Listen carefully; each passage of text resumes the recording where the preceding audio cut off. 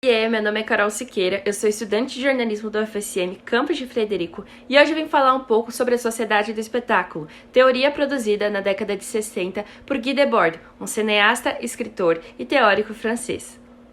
Antes de adentrarmos nos detalhes da teoria da sociedade do espetáculo, é importante que entendamos o contexto histórico no qual o autor estava vivendo.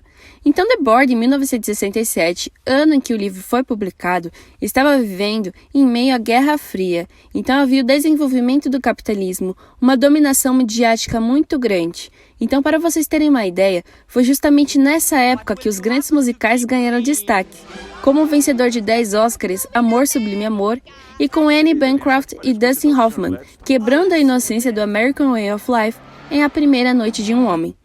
Além disso, estavam em meio ao advento da indústria cultural, proposto por Adorno e Horkheimer, e principalmente o movimento de maio de 1968, que, de modo geral, se deu graças a jovens de diversos países influenciados pelo movimento estudantil francês e com motivações variadas que resolveram questionar as estruturas sociais em que viviam. Entre esses questionamentos estavam a Guerra Fria, a bipolaridade política, as corridas armamentista, nuclear e espacial, o capitalismo e o processo da globalização do capital sem compromisso com qualquer cor de bandeira por meio das chamadas multinacionais. A partir daí, Guy Debord publica seu livro e dele surge o conceito Sociedade do Espetáculo. Mas o que é isso? Dentro da sociedade do espetáculo, tudo se torna um enorme espetáculo. Há uma imensa valorização da imagem, mas apenas da imagem que nos é apresentada. Ninguém sabe o que acontece por trás das cortinas. Mas esse modelo, produzido pelas grandes mídias, se torna um instrumento de controle das pessoas.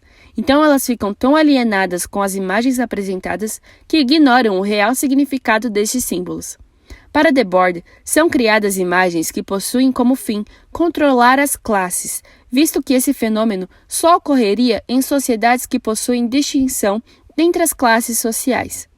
Aqui podemos fazer um parênteses com a política do pão e circo que acontecia na Roma Antiga, onde era dado entretenimento e alimentos básicos para controlar a comunidade. Debord, então, fala que o espetáculo não é um conjunto de imagens, mas uma relação social entre pessoas mediada por imagens. Então, algo só se torna um espetáculo quando há um valor social por trás dele. Por exemplo, um carro Celta e uma Range Rover são tecnicamente o mesmo objeto, mas possuem valores sociais diferentes, e por isso a Range Rover sempre vai ser considerada mais bonita, e então ela se torna um espetáculo. Mas na época que Debord escreveu sobre essa teoria, ele não previu que agora nós não somente somos controlados por imagens, como também contribuímos para que essas imagens continuem nos controlando e de forma cada vez mais assertiva e imperceptível. E isso está cada vez mais próximo do que imaginamos, e são os algoritmos. As interações virtuais estão cada vez mais próximas e íntimas. Nós carregamos o celular para todos os lugares que vamos e muitos aplicativos têm acesso ao nosso microfone e câmera mesmo quando não estamos usando. Estamos sendo continuamente vigiados para que os anúncios que nos forem apresentados sejam cada vez mais específicos. E não somente isso, os digitais influencers se tornaram os grandes produtores de imagem e de espetacularização de tudo.